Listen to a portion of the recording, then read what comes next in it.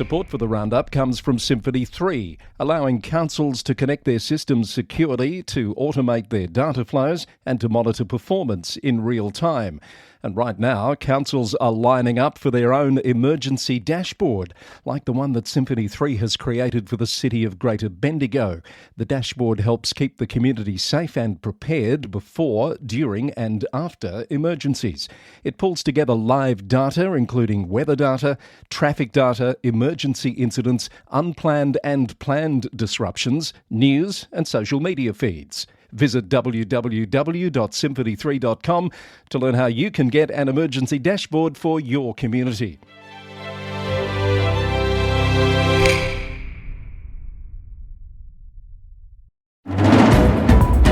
Coming up, another extension of monitors in Victoria as WA's new local government inspector gets sweeping new powers. Victorian Council stand with Waverley against anti-semitism. A political shift at Sydney's largest council. Court losses for former councillors in Queensland and South Australia. Illegal camping prompts serious safety concerns at a Queensland aerodrome. And the most bizarre public health warning of the year from a Tasmanian mayor. Hello there, welcome to a brand new year of the Local Government News Roundup. I'm Chris Eddy with your January 5 update as part of our summer series brought to you by the Victorian Local Governance Association with support from Symphony 3. Let's round up some of the stories from across the nation and beyond making news around the Christmas New Year holiday period. In Victoria, the state government's decision to extend the appointments of 2 municipal monitors at Kingston City Council has drawn criticism from the state opposition. Shadow Local Government Minister Bev McArthur said the 6-month extension represents political interference in local democracy, given there have been no publicly substantiated governance failures. Ms McArthur said the government should pay the bill for the monitors themselves, rather than imposing the cost of monitors' fees on ratepayers. Meanwhile, at Hobsons Bay City Council, the minister has extended the appointment of John Tanner as municipal monitor and appointed Rebecca McKenzie to join him from this month through the end of June. The Local Government Victoria website cites ongoing governance concerns at the council as the reason for the extension and the appointment of a second monitor. Ms McKenzie has also been appointed as a municipal monitor at Mornington Peninsula Shire alongside Prue Digby. Their 12-month appointment commences on the 19th of this month. And at Wyndham City Council, there are calls for a monitor to be appointed after what Wyndham TV describes as a series of governance flashpoints. Some current and former councillors are said to be in support of a monitor over the option of dismissing the council. Just prior to Christmas, the mayors of the cities of Glen Eira and Port Phillip headed to Sydney to hand over Victoria's statement of solidarity against anti-Semitism and all forms of hate. The statement was signed by most Victorian mayors and endorsed by councils across the state. Glen Eira Mayor Simone Zamoud and Port Phillip Mayor Alex Macon met with Waverley Mayor Will Namesh to deliver the statement, demonstrating that Victorian communities stand alongside the Waverley community, which was deeply impacted by the Bondi attack. Before the Christmas break, Macedon Ranges Shire Council said it was investigating reports of nature strip grass dying due to an apparent misapplication of herbicide during their street sweeping process. The council moved to assure residents that the glyphosate-based product poses no risk to people, pets or the environment, and asked anyone experiencing impacts to report issues online. Golden Plains Shire Council has been revealed to have spent the most on VCAT legal fees among Geelong region councils over the past 2 financial years, with its costs exceeding $150,000, according to analysis by the Geelong Advertiser. The City of Greater Geelong saw only a small fraction of its planning decisions referred to the tribunal, while Surf Coast Shire had the highest number of VCAT referrals in 2023-24, with 20 cases. The data reveals that across the region, councillors generally have low rates of planning decisions being challenged at VCAT, with most decisions either upheld or modified rather than completely set aside. This is your first update for the new year of the Local Government News Roundup, which is brought to you by the Victorian Local Governance Association, the national broadcaster on all things local government. Check out the VLGA's YouTube page for episodes of VLGA Connect. It's a good time to catch up on episodes that came out through 2025 before the release of new episodes from the start of February. Let's head now to New South Wales, where the Labor Party has lost majority control of Sydney's largest council after two Blacktown city councillors quit the party over a controversial rate hike, according to the Sydney Morning Herald. Deputy Mayor Carol Israel and Councillor Bob Fitzgerald have resigned from the party after bitter disputes over a proposed rate increase and the controversial sale of council land to a major developer. The rate increase was narrowly voted through in a chaotic pre-Christmas meeting where two Liberal councillors couldn't attend.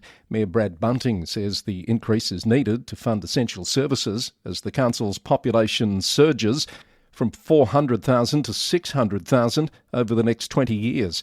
The resignations mean Labor no longer has the numbers to guarantee its agenda in one of Sydney's most significant growth corridors.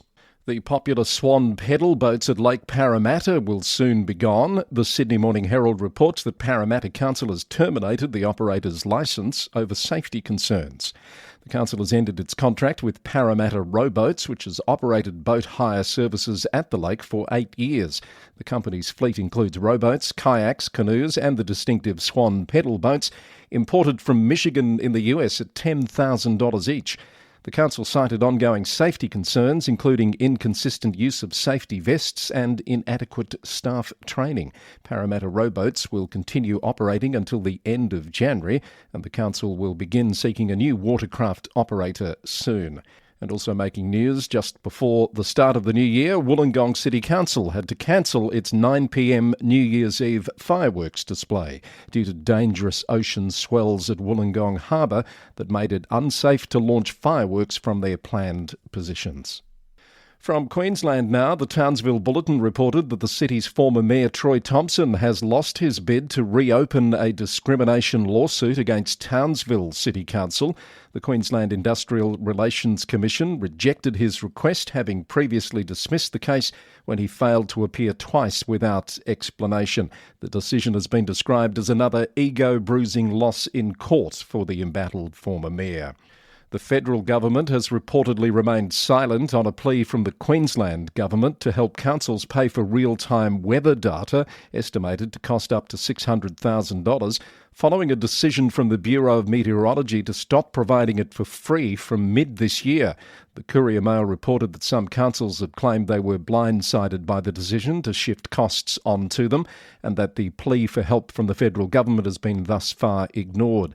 The issue is now being highlighted by flooding in northwest Queensland, where councils have also raised concerns about non-operational river monitoring equipment and delays in major flood warnings for affected rivers like the Leichhardt and Nicholson.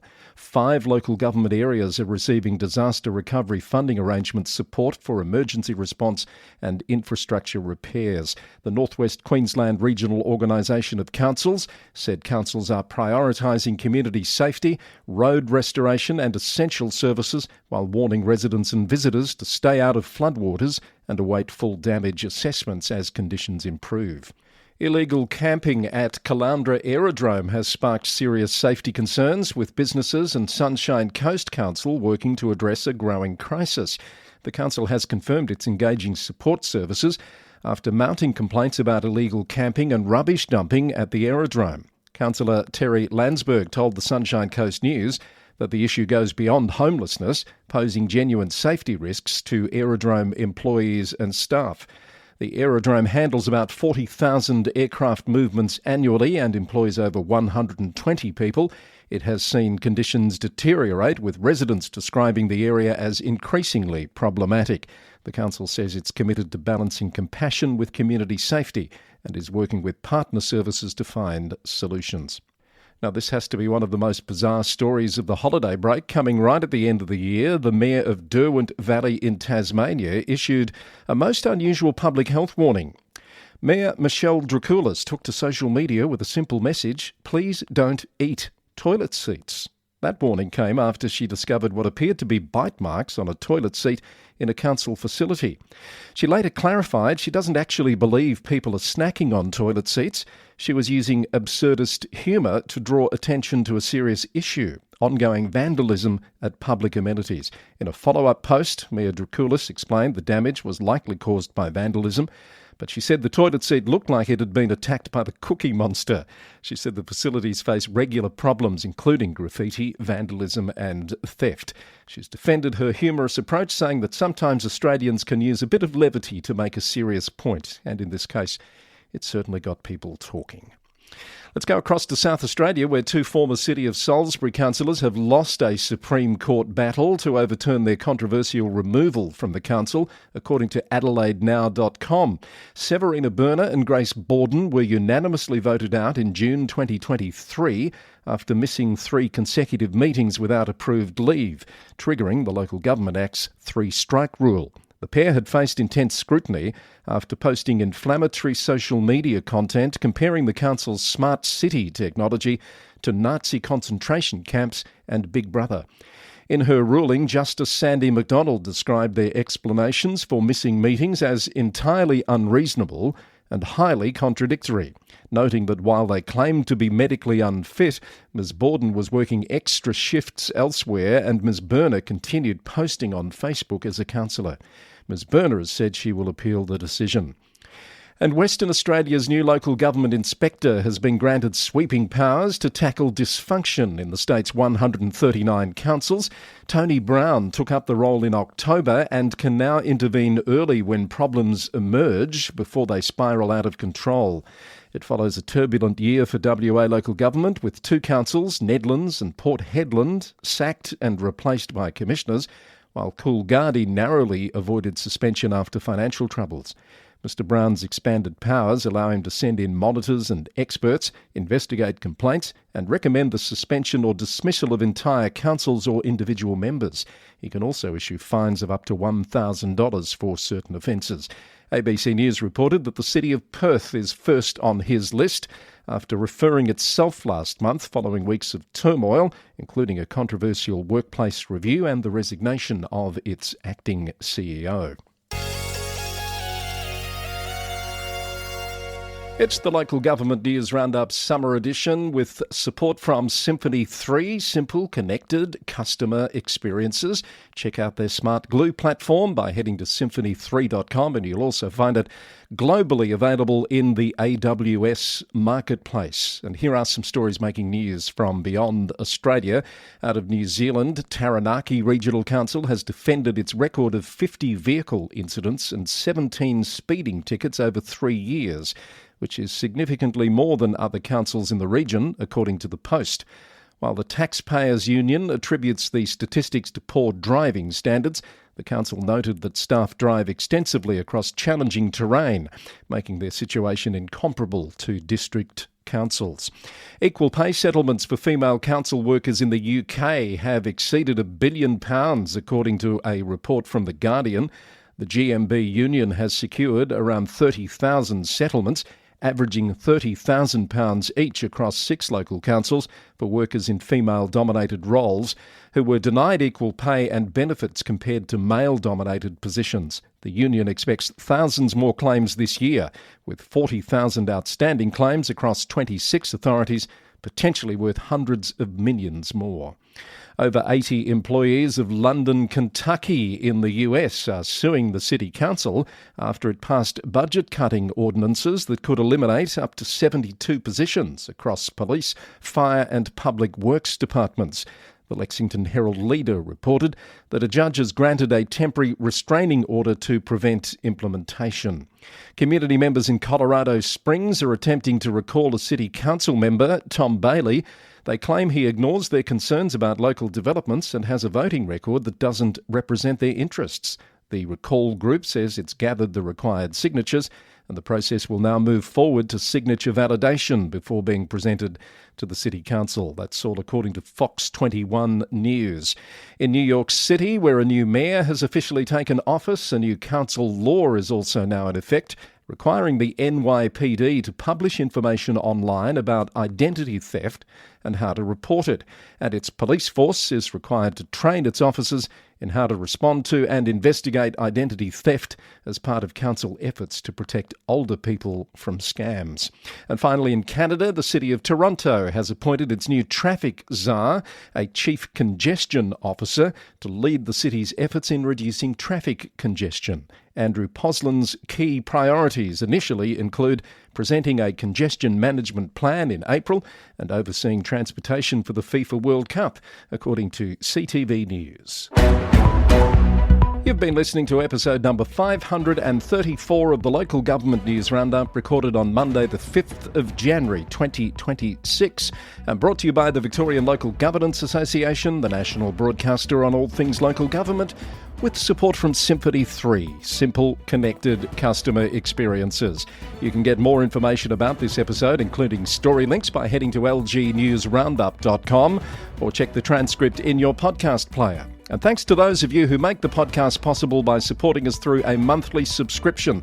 They start around $3 per month, and you can cancel your subscription at any time. Details on the website or in your podcast player. The Roundup is recorded in the city of Greater Geelong, Victoria, on the land of the Wadawurrung people of the Kulin Nation. Until next time, thanks for listening, and bye for now.